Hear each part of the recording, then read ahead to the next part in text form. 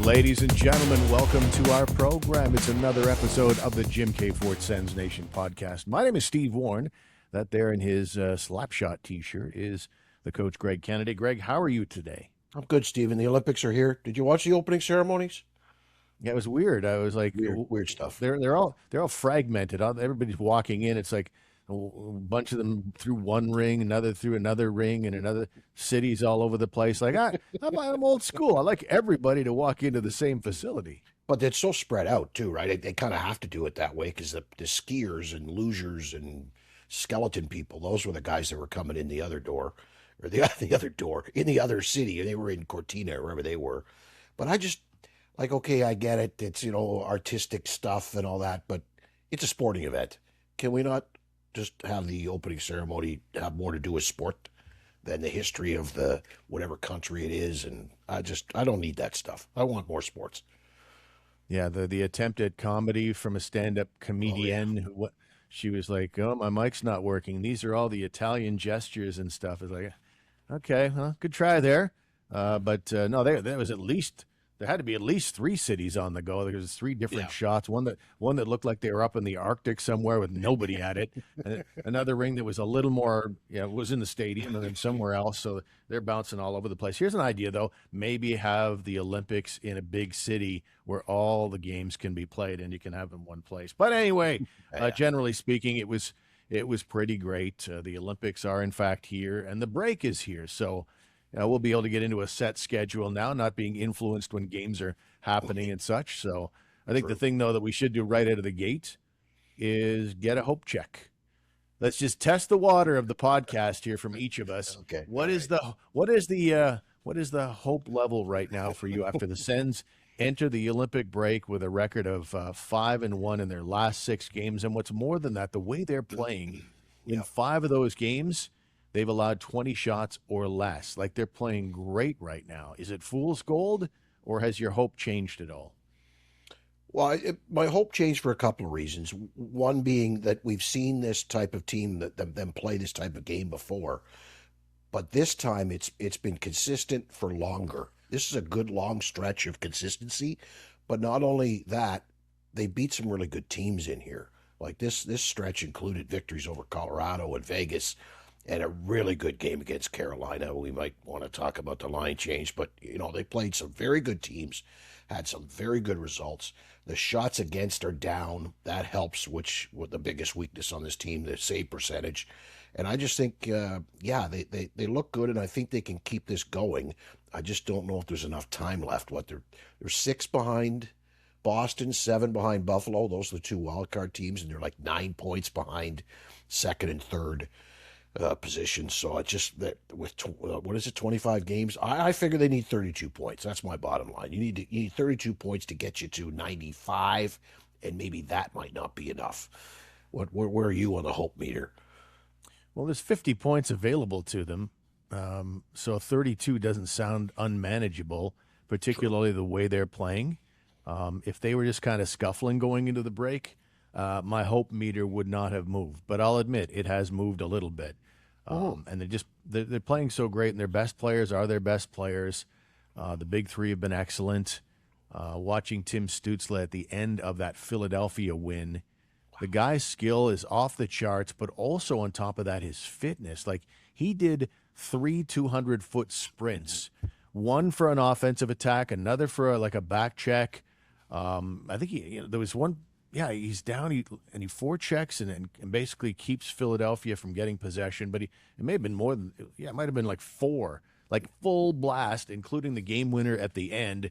Meanwhile, Brady Tkachuk, I'm not going to say anything about his fitness level or anything like that, but it ain't in the same category or league as Tim Stützle's. Yeah, here's all you need to know. He had a chance at one end. Then he was the one below the goal line who started to play up ice for the game-winning 2-on-1 and won it at the other goal line at the far end again.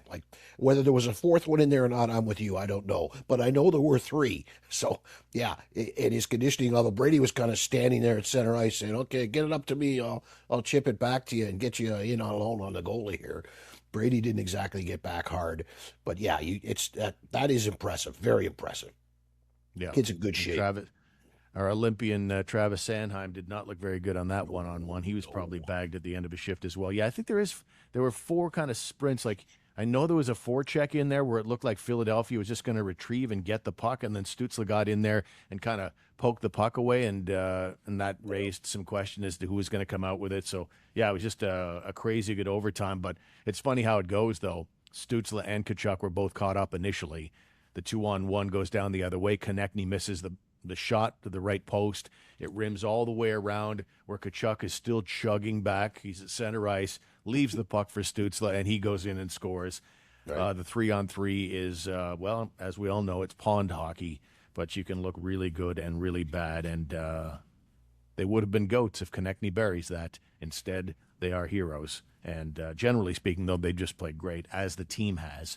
Goaltending was a little odd to see where you give the night off to Linus Ullmark in the previous game, and then an hour or two before the Philly game, Linus Ullmark, the guy is just back. He's only been back from 2 games after missing those, that went over a month with the leave of absence for mental health reasons. Suddenly he's too sick to go an hour or two before game time. I think that had a lot of Sens fans going, what is happening there? But we'll take it at face value, but I know there were some Sens fans who were going, come on. Yeah, it's like you start thinking, is that anxiety creeping in, or was it a flu or a cold or whatever it was, some kind of a bug? Right. I guess, I mean, they got away with it either way. However, whatever the truth is, whatever real reason was, doesn't really matter. They got away with giving him a night off, and now he's got, 14, 15 days here to get himself healthy and be ready for a good run to the playoffs. And as we both just talked about, we don't think 16 wins, 32 points is all that difficult. But one of the things you're going to need is a very healthy and playing well, top of his game, Linus Ullmark, or you're really, it doesn't matter how many games he plays or how many points you get. If he isn't playing well, they're not getting there for sure. He's got I think over 3 weeks between the game off and the back-to-back. Yeah, well, that's true. Yeah, you go back a couple days. Yeah. Yeah, so I think it'd be over 3 weeks of R&R. So there's that. And so that will, whatever's going on, that will help for sure. And there's lots of guys who have the bumps and bruises too. That will help out them. Thomas Chabot's looking like a guy who's playing through something after kind of mucked up his wrist a couple of games ago, but continued to play. And then before we move on to the state of things, the game against Carolina, we should, as you mentioned earlier in the program, talk about that line change. Great game, great road performance. They're holding Carolina to, I believe, under 20 shots, maybe 20 on the nose on the night, but they've just been excellent, particularly after Carolina really worked them in Ottawa a couple of weeks earlier. And so they have the game is tied, and it's tight, it's late. And then, what was it? I don't know, less than 2 minutes, they make this terrible, terrible wholesale line change. For me, Greg, to me, it's on Jordan Spence for the second time against Carolina in as many games.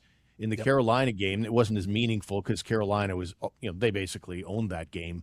But he made a terrible decision to basically give up the whole left wing as he kind of went covering a guy in the middle of the ice surface while the whole line was being changed. In this one, he actually went off with everybody else in a line change, and that to me is hockey 101. You're making a wholesale line change. The far side D is always the last to go. Correct. Yeah, partially on him. Well, majority is on him, but also partially on Dylan Cousins, who simply did not get the puck deep. Like, that's all there is to it. The puck had to get in the zone, and it didn't get in the zone. And he turned to go off too. So you're almost thinking he had to know it wasn't deep enough. Like yell something, do something. But yeah, you're right. Jordan Spence from the far side of the ice, the right side D in this case, he's the last guy off. He maybe come to the mid lane and you look and you read the play and you make a decision. Instead, he just put his head down and barreled as hard as he could to get to the bench. And I don't know if he even took a peek to see what had happened or if the puck got in deep, and probably had no idea. It looked like the Keystone Cops in the replay from the far angle where you can see the 4 Sens rushing onto the ice and chasing down was it Stahl chasing him down there? Like, wow, oh, that didn't work. Yeah, it was kind No, of sad. no, not good, not good at all. And yeah, it's a mistake by Cousins, but that's the idea why the far side D doesn't move anywhere Exactly. Yeah. until you for sure it's in, and that's why you're there. You're ultra conservative. You wait till that happens. Maybe Cousins, forward line mates can cheat a little bit there, but the guy who absolutely cannot cheat, just for reasons like that something like that might happen, where you think it's going to be gotten in deep, but it doesn't get there. That's why you stay there, and so that was a frustrating one, a tough way to lose, but particularly when they had a point in the bank. And but it's hard to gripe too much, even though we have quite a bit already in the early part of the show. But Yeah. to win 5 of 6 going into the Olympic break, they'd have taken that all day long. Now, on the other side of the old break, there's only 5 games left now before the trade deadline. So while it seems like, yeah, okay, as we record this now, it's like basically a month before the trade deadline, but because of the Olympic break, there are only 5 games remaining, and so Steve Staios has probably have a pretty good idea of what he wants to do, and this little run may have influenced things, the way they're playing too, not just the wins. Sometimes you can, be the lesser team and still come away with a W. They've been full marks for these W's along the way, and they could have had another against Carolina. So he may be angling toward a trade. I got a poll question on this that we'll get to here in a second, but let me get your take on it. Like, what are you thinking if you're Steve Staios at this stage of the game, 5 games before the trade deadline? Well, the first thing I'm thinking is that previous management didn't do him any favors. Like bad asset management, he's really been left without easy solutions to solvable problems, right? Yeah. Like you need a right D, okay, it's probably going to cost you, if you offered a first, you'd probably be able to get him, but you don't have a first. Maybe it costs you a second and a third or a second and a future second or something like that. You don't have a lot. The bad asset management, prior management, who kept bringing in what they thought was, the last piece. You go all the way back to bringing in Duchesne, thinking he was the last piece, but then Yeah. there's a couple in Alaska. The trade for DeBrincat, the Tarasenko decision. Like there were just decisions that were made here that cost them, and you lost assets doing it. And I think that's hurting now. So that's one of the first things I'm thinking about Steve Staios. Then my second thing is, okay, how how serious are we? Like, do we firmly believe we can get in, or are we still wishy washy, or are we like we're not going to get in? That's the number one decision that the entire staff has to make here. Coaches, management, scouts, anybody involved, sit down and decide. If we think we've got a shot, then yeah, you're going to make a trade. And then it's all right, what can we get with what little we have to offer? But I think that the first big decision obviously is, can we get there or not? Can we make it or not? And I don't know. Like those 5 games are going to be really telling, right? I think those 5 games before the trade deadline are going to be really telling to management. That's going to be a strong signal from the players on the ice to the management upstairs, saying, "Yep, we're for real. Make a deal, big guy." Or, "Yeah, no, we just crap the bed. Don't worry about it. Trade off some assets and get some future draft picks." That's what's going to come down to. There's some interesting pressure to this whole thing too, because the window is kind of open now. When you look at the young core that they have, Brady Kachuk's in 2028, he's a UFA. Thomas Chabot's coming due. Drake Batherson even before that, and some others. So that's kind of in the back of the mind as well. The window for this particular unit, they'd like to get things going. But every team in the league that fancies itself as a playoff team certainly could improve their playoff chances by doing something. It has to make sense, though. It has to make sense from the perspective of, will this move the needle enough for us to make a playoff charge, or are we just going to be also Rans anyway? And what are other teams asking? You hear some of the names being bandied about, like Mackenzie Weegar or Colton Parayko. Like, they're going to want, because they're one of the few, two of the few sellers around the league. Because again, Right. a lot of teams fancy themselves as contenders still. So if you decide that you're a seller, you're in a unique position because not many teams do that. And so you could command a pretty penny for anything that you're willing to give up, whether it is a Mackenzie Weegar or a Colton Parayko in St. Louis or a Dylan DeMello in Winnipeg. Graham Nichols suggested today maybe a cheap option might be Chicago's Connor Murphy. So if you're willing to do something like that, you decide between now and the deadline that you're a seller, you're in the driver's seat because there aren't that many sellers. Exactly. And like you just rhymed off the four biggest names that should be on the Senator list as of today. I mean, that list obviously may grow, but and all of those four teams, right? St. Louis, Calgary, Winnipeg, Chicago are pretty much out.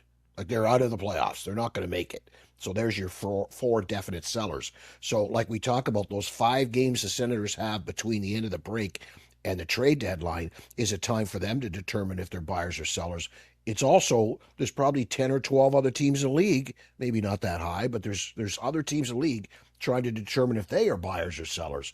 So you're not sure who's going to become available come the actual trade deadline. And in that last 5 games, man, look out. Some teams just may say, okay, that's it, we're done, boom, and start start shoving people out the door. We're getting rid of this guy, we're getting rid of that guy.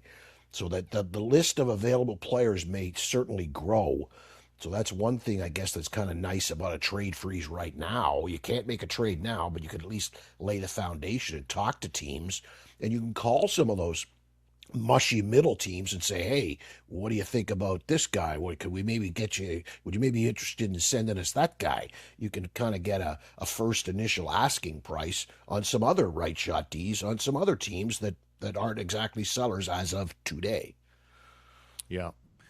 No, it's going to be interesting. I wonder, given that the NHL has driven itself toward this parity league, I think we all agree that's born from the 3-point game, that teams are going to feel they're in it much later. Should the league maybe look at putting the trade deadline a little later?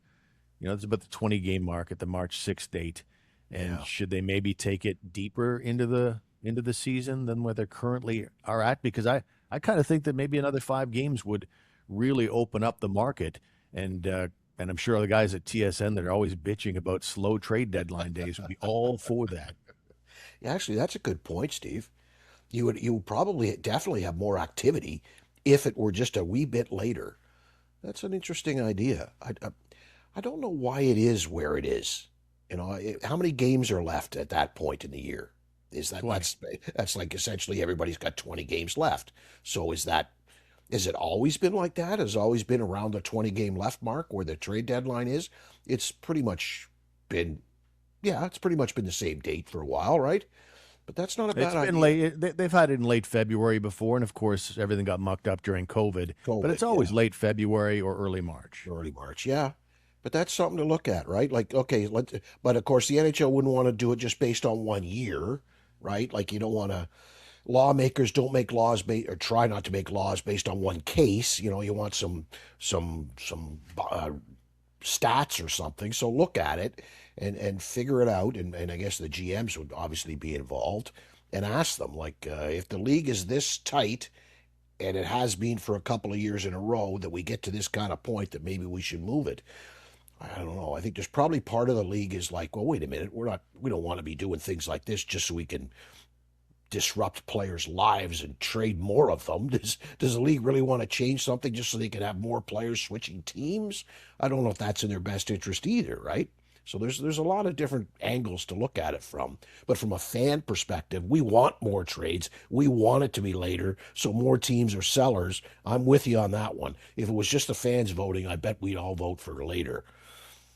Yeah, I think a lot of the teams would too. You want to build for next year as soon as possible, but if you feel like you're still in it right up until, I don't know, 3 weeks before the end of the season, right, then and that seems to be more commonplace than usual in these last few years as we get more. Maybe this is a one-off this year, but it's so parity-laced this year. Yeah. I just feel like if it's going to keep going this way, then maybe you should just bump it down the road just a little bit. Not a lot, but maybe 5 more games would make a huge difference. I wonder how many GMs in the past have come to the trade deadline thinking they've got a shot, and they don't make some trade, and then like a week later they've lost 3 in a row and they're out of it. They're like, God damn it, I wish I'd have made that trade. I wonder how often that happens. Some poor, or the other way around.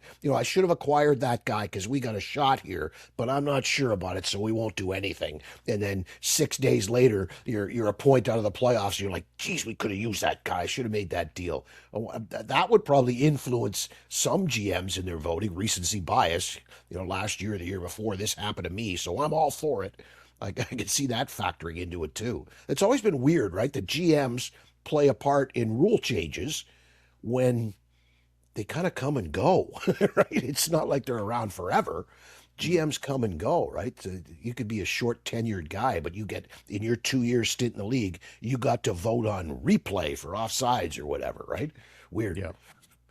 I think if I was an owner in the league and I'm thinking about what my GM might do at the trade deadline, whether we keep it where it is or move it down the road, I would want to know from my GM, like, okay, you fancy yourself as a buyer right now. Explain that to me. Define what you mean by that. And if the answer is, I think if we make a big deal, we can make the playoffs, I'm like, out. I'm not giving up the future unless you think you can win the Stanley Cup. Do you think you can win the Stanley Cup by making this deal legitimately? And I know there's a little bit of that whole, if you just get into the playoffs, one of the 16 teams, anything can happen.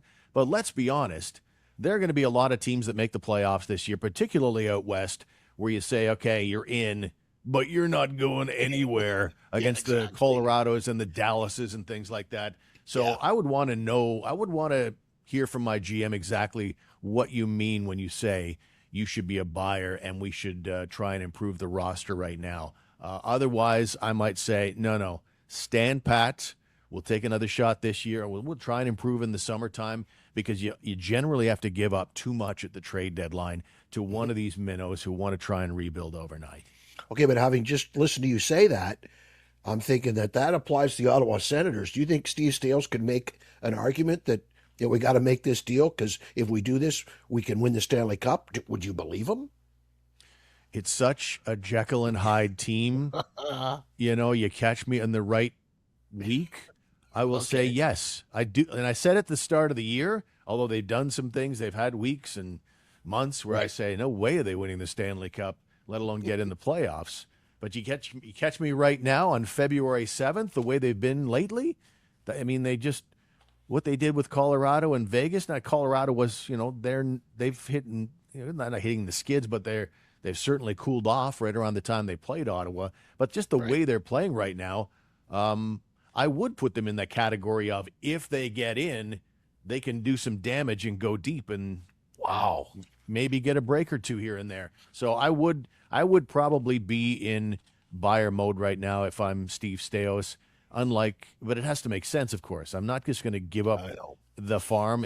If it makes sense to do it, then I'd do it. Whether it's the right-hand defenseman, whether it's another, shooter, whether it's a goaltender. Hello, Jesper Wallstedt. I mean, it just has to make sense from both teams' perspective. That's all. Okay, well then let's get into that. What is your first priority? Is it somebody in the top six? Is it this right shot D, or is it a goaltender? What's your number one priority right now? I think it's right shot D, just because Nick Jensen just seems to be having a rough season, adjusting to his new normal, which is a good chunk of his hip is metal. It's not a normal part of his body. It was a difficult surgery, I think, to get past.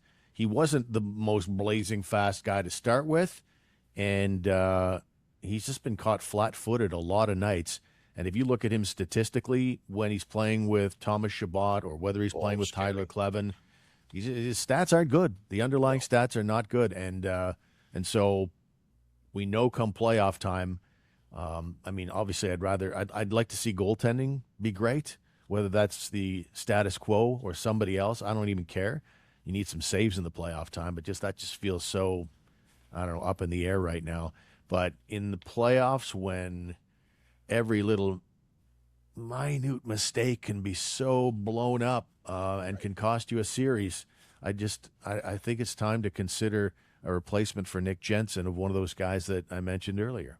What about you? And I'm with you because I think the goaltending, it's got to get better. Like he's Ullmark has got to suddenly one day wake up and be Boston Bruin Linus Ullmark again, to be the Vezina Ullmark again. I see there's a better chance of that happening than Nick Jensen suddenly turning into the guy that played the first 4 months last season. I think unfortunately this might be the new norm. What we're seeing for Nick Jensen might just be, okay, that's about the best he is now, trying to recover, etc. So I'm with you. It's a right shot D, but also I'm with you on the right shot D because I think the price is not as high. You're trying to get a goaltender, it's going to cost you a roster player or a really good goaltender, right? It's going to cost you a roster player like a top six guy, or it might cost you the first round pick for next year. Same thing. You want a top six forward? Well, it's probably going to cost you a top six forward. I don't know that just a simple Ridley Gregg and a second are going to get you a real good top six guy. But I think you can get that right shot D for 2 seconds or a second and a third. I don't think it costs as much because essentially you're looking for a number 4D, right? You're not looking for a top guy. You're looking for a number 4D. And I don't think the price is as much. And I think it's probably easier to find that guy and get that deal done if you want to make it. Yeah, I'd agree with that too. Let's take a time out. Let's hear what you, the good listener, have to say on this. Did a poll this week on my X account and asked that very question. The question was, throw on the old glasses here.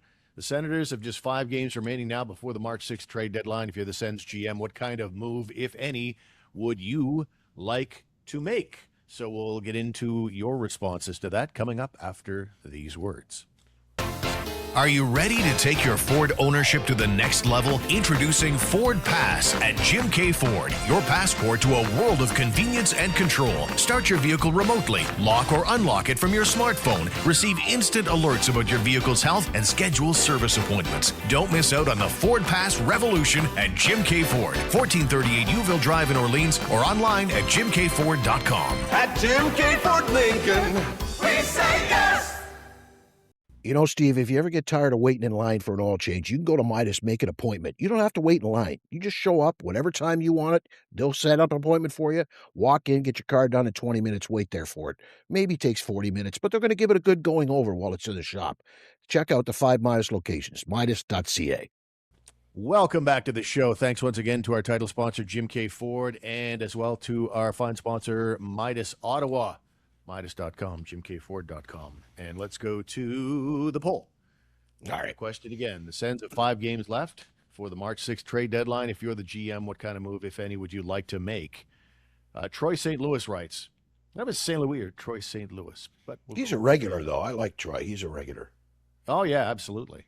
Yeah. I'd go Jesper Wallstedt. The Wild will probably want something to help them out now, plus a defense prospect to make up for losing Bouillon.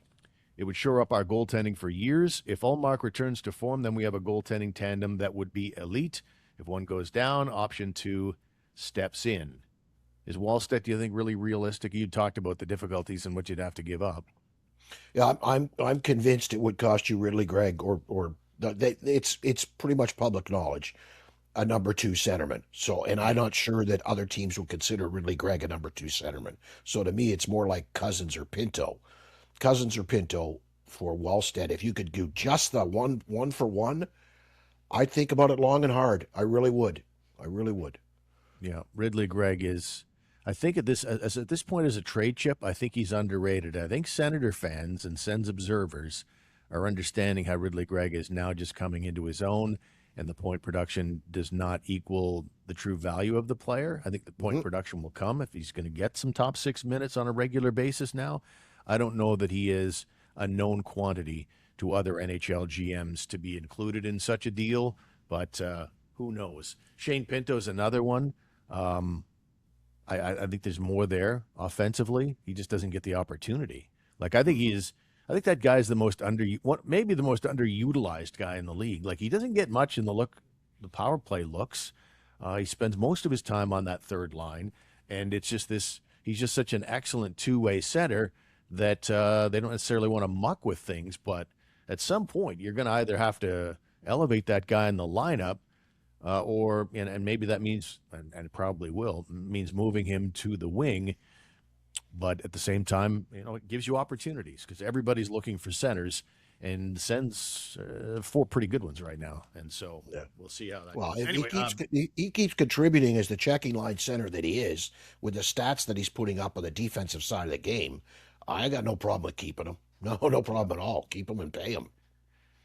Eli Sorter writes, just sell the veterans on expiring deals. They probably aren't making the playoffs, so get the draft stock up again because, of course, they're going to lose their first rounder in all likelihood unless there's a last-second change of heart from the NHL. Nobody's expecting that because, well, they're not an American team and a big-market Canadian team. They're not either of those things. Well, you're also not going to get an announcement on it before the trade deadline.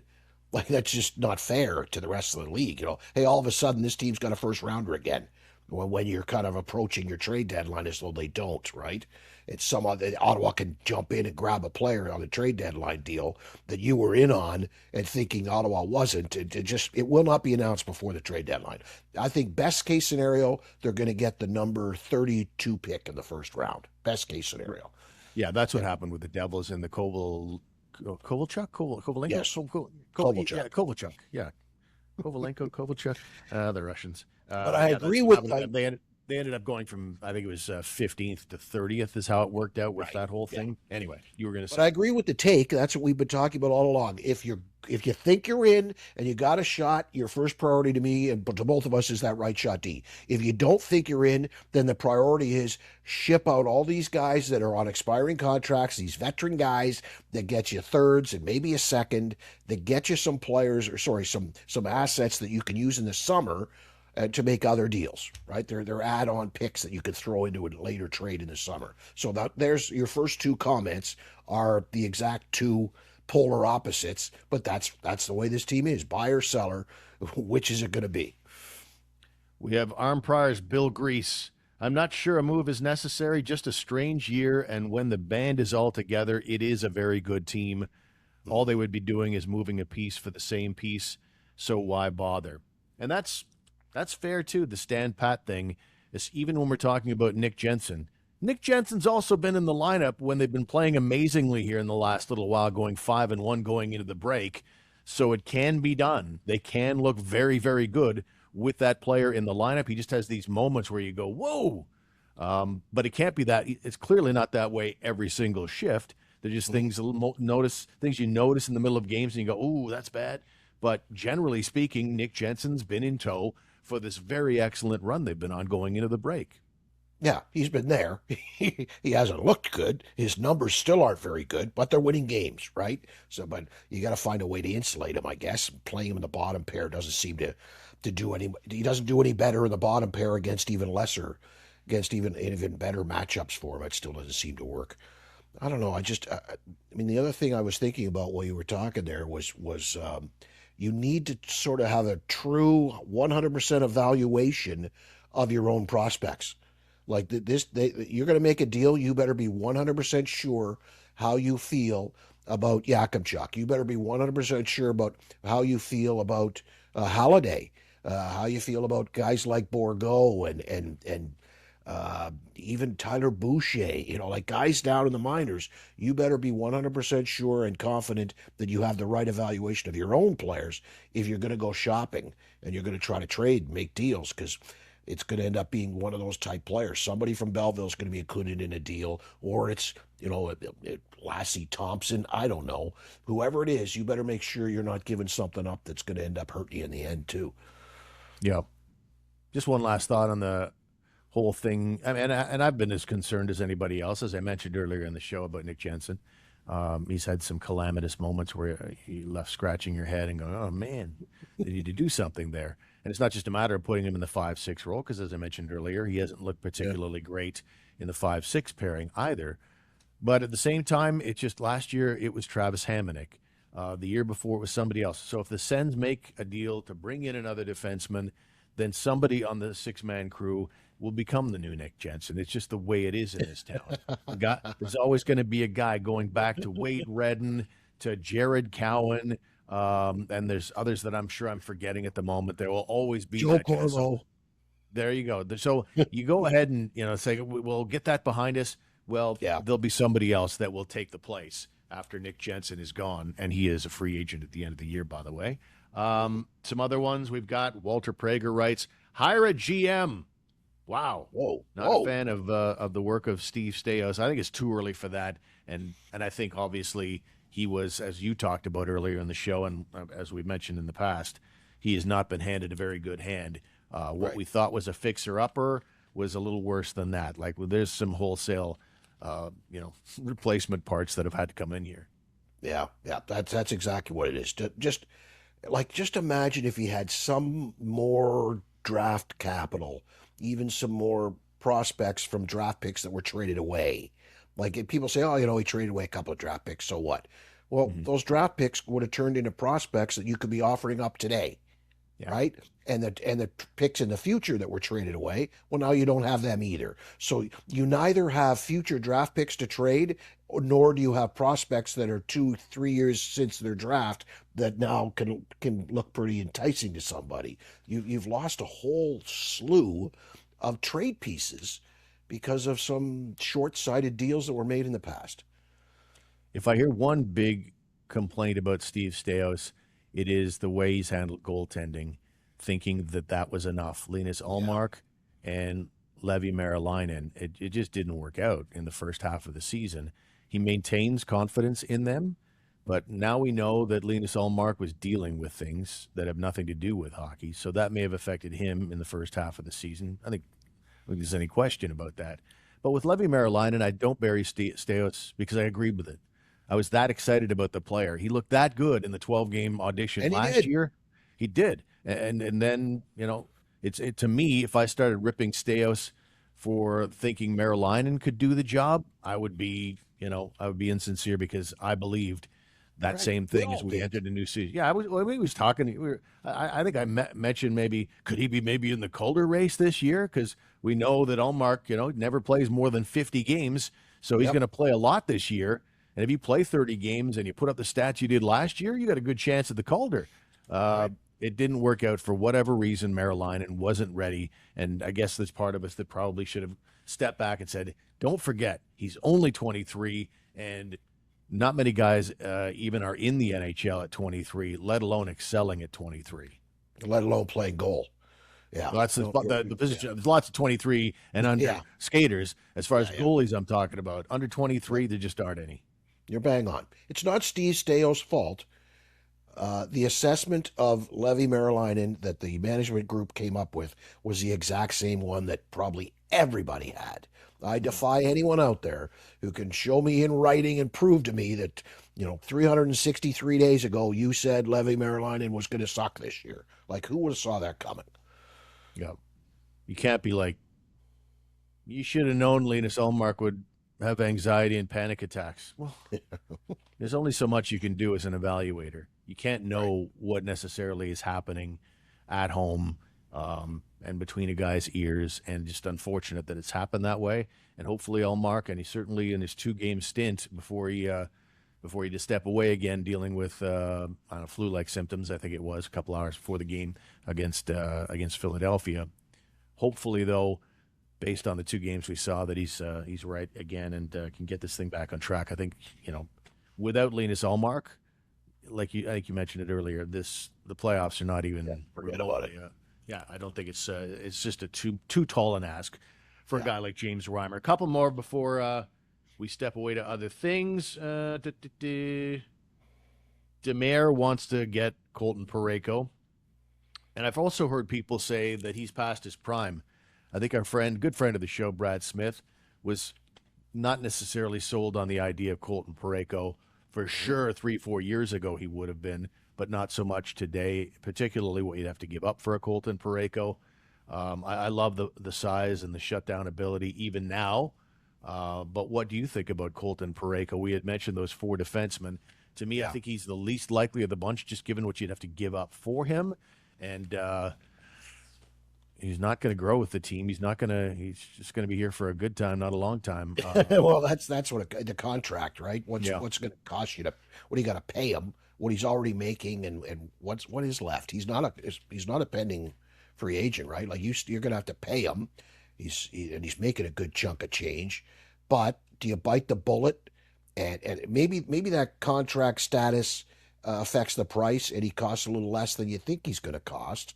And then the question is, okay, does 2 or 3 years of Colton Parayko at the end of his career, is that better than struggling through more Nick Jensen? Is that better than what Yakimchuk's going to be? I mean, that's what the other point I made earlier.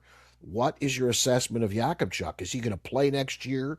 Then that affects what type of defenseman you bring in. If you think Yakimchuk's good enough to play next year, then you don't need to overspend to get a Colton Parayko, because you don't need him as much if Yakimchuk can play. So I don't know. What is the contract status? Did you find it, Steve?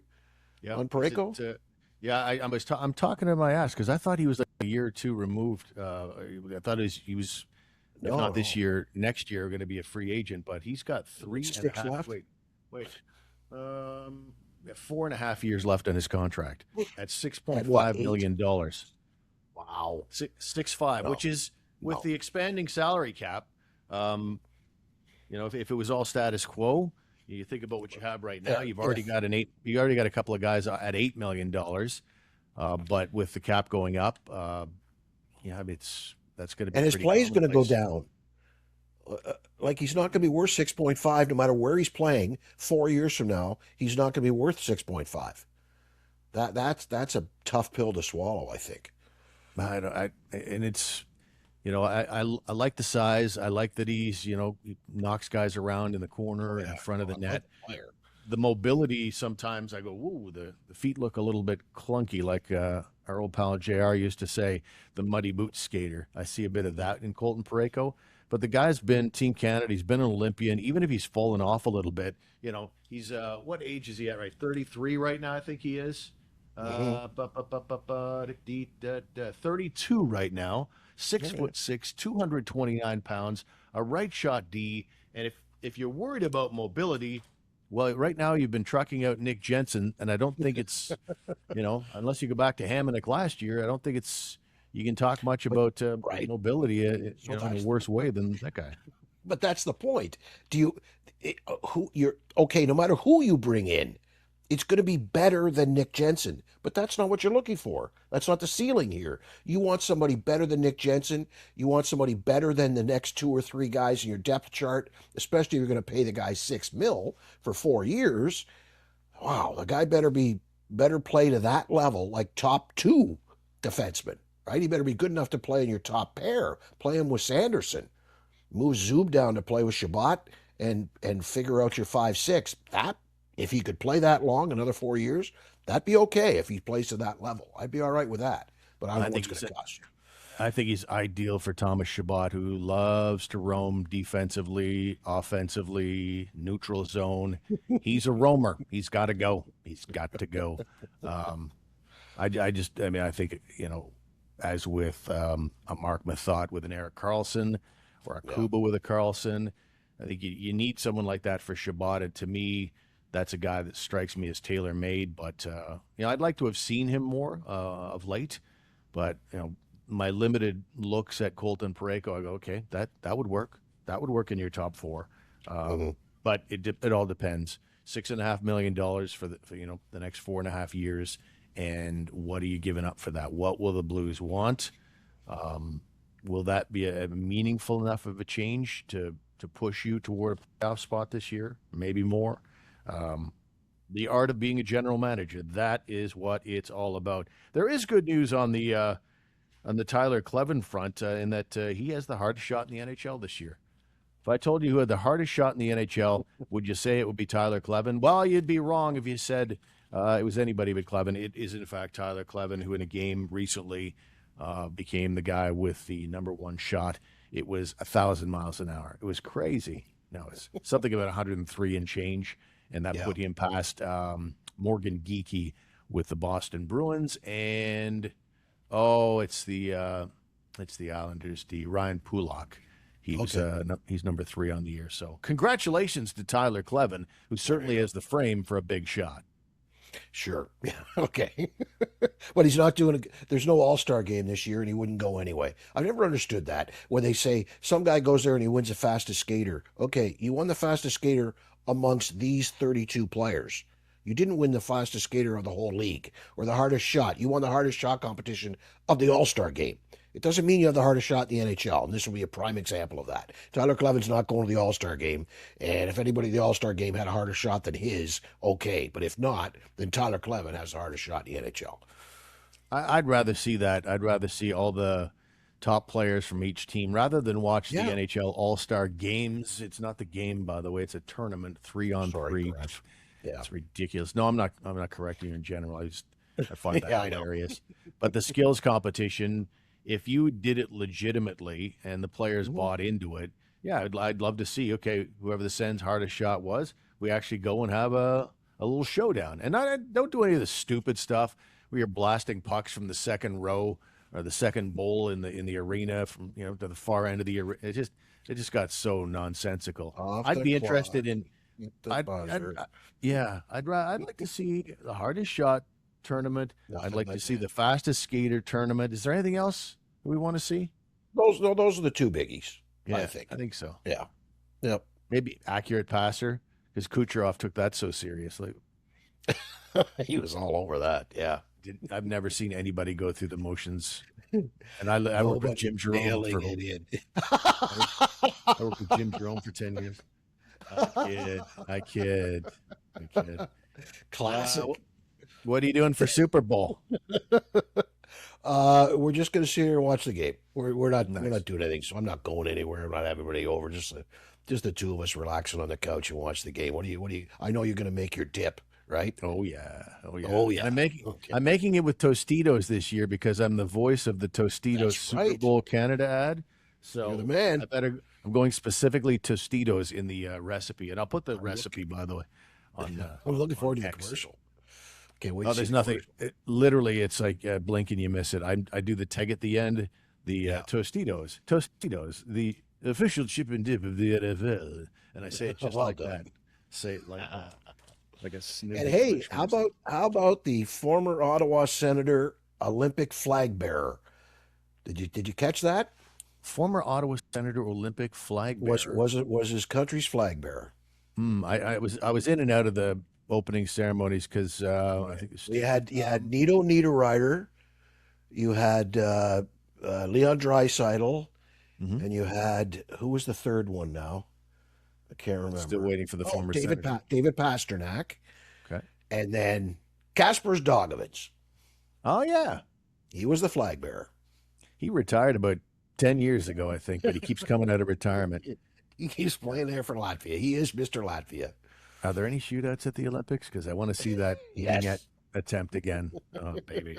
Oh, baby. So is Canada going to win this thing? Wow. Ask me in a Hockey. week. Ask me after I've seen them play 2 or 3 games. Is that fair? Yeah. I think it's a two-team race. To me, it's between Canada and the U.S. Sweden's the third best team. Czechia might surprise, but I think it's Canada, U.S. to play in the final, or should be anyway. But who's going to win? I don't know. I need to see both teams play a few games to determine who I think is going to win the whole thing. But it's going to come down to goaltending for Canada. If they get the goaltending, they should win. It's a relatively short tournament. I guess because the Four Nations came and went really quickly.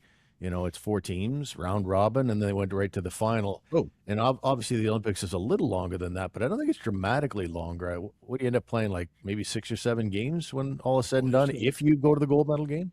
Well, is it like 3 round robin games, and then Quarter, semis, elimination? and final. Yeah, quarter, semis, and final, something like that. Yeah. Yeah. So that was 6 games, something like that. So Yeah, it's 6. it's going to be over very, very quickly. So it's a short tournament, and it really Goaltending. how in the yeah, no doubt. I don't know about Canada. I mean, but I also don't know about Connor Hellebuck either. In big games, he hasn't really turned up. Yeah, but okay, so Connor Hellebuck's not there. You got Ottinger. Like, U.S. looks a little stronger in the backup goaltending position too, right? Yeah, in theory for sure. But I mean, regardless, it's just you can only get so good at the game of hockey, and the two teams, the Americans and the Canadians, are trucking out there. It's just going to come down to a key guy getting injured, or a referee's call, or a crazy bounce. Yeah. It's going to be really good theater, though, and I'm really looking forward to it, as I am for the entire Olympic Games. We'll call it quits right there, ladies and gentlemen. We do appreciate you being here as always. Let me go through the spiel, the big voice spiel. This used to be handier when the big voice would handle it for me. I wouldn't have to think about all these things and all these people to thank. Thank you, the good listener, for starters, right out of the gate, for hanging with us, developing a pretty good audience. So I'm pleased about that. Sens Nation is brought to you by Jim K. Ford and our friends at Midas Ottawa. Thank you to our great sponsors. We also want to thank, the good listeners on CJRO Radio who are listening on radio in the east end of Ottawa at 107 FM. And I encourage you to check out the hockey news, thn.com/Ottawa, all kinds of great Sens articles there, and our website, sensnationhockey.com. If you've forgotten everything I just talked about 30 seconds ago, you can just go to sensnationhockey.com, and every link you need will be there. There you go. Enjoy the Super Bowl, ladies and gentlemen. Enjoy the Winter Olympics. We'll take a couple of days off and back with our next episode. There's always something to talk about in Sensland, is there not, Greg? Well, we just set a record, Steve. I think we've set a record for time today. And there weren't even any games. Oh, man. We set a record, buddy. Well done. We could talk. No problem. Yeah, no doubt. Okay, Go thanks Pats. for being Sorry? Go Pats. Oh, it's back to the Super Bowl. Are you taking the Pats to win? I'm cheering for the Pats to win.